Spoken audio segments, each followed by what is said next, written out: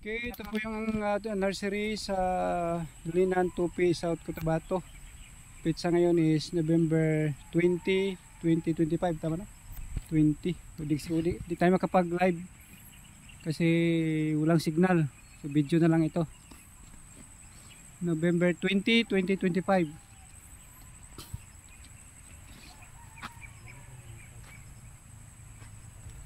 So gusto mo yung malalaki, ito malalaki. Ito malaki ang size. Ito na yung ganitong size. May nagkuha dito biyahe niya, tinanggalan ng lupa ba? Yan, ito yung mga seedling natin, malaki na. Pinakamaliit natin, ito lang. Ito lang maliit natin, no?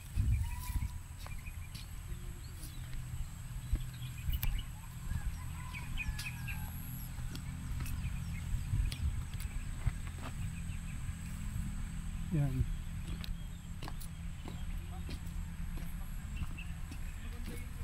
Gusto mo ito mga ilang meter, laki na ito. Ito yung malaking gabon natin, oh. Oh. 3 meters.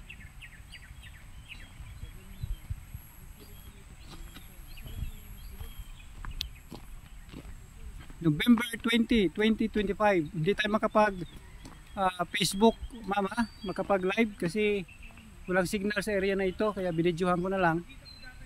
Pero ito yung yung seedling natin malaki.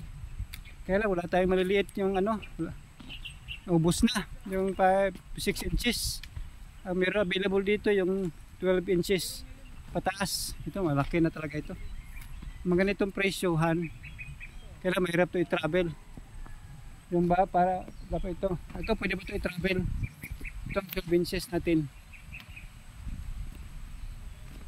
Yan, ito yung 12 inches natin. So, November 2025, Tupi, South Cotabato, Aga Road Plant Nursery. Aga Road Plant Nursery in Tupi, South Cotabato with DTI permit, with PTPR, ating plantation. Yan. Marami pa yan doon. Makita ka ng malalaki. Ito nursery lang ito. Wala pa yung agarwood farm natin.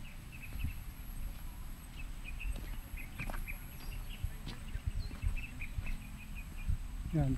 Ito yung mga seedling natin.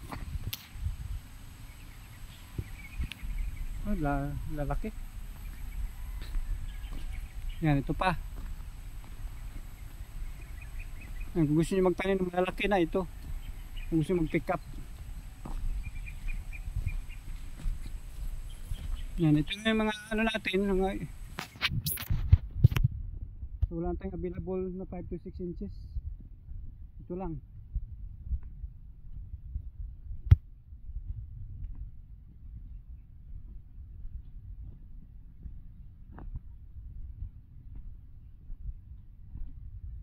Ito yung Malasensis variety. Ito yung mga Malasensis variety natin. Meron tayong Krasna. Meron tayong Sinensis variety. Oh, yun natin mga variety dito. So November 20, 2025 ang pitsa ngayon. Hindi tayo makapag-live. Yung mga maliliit natin, nagdidilaw siya kasi naarawan. Pero safe naman ito. Yan.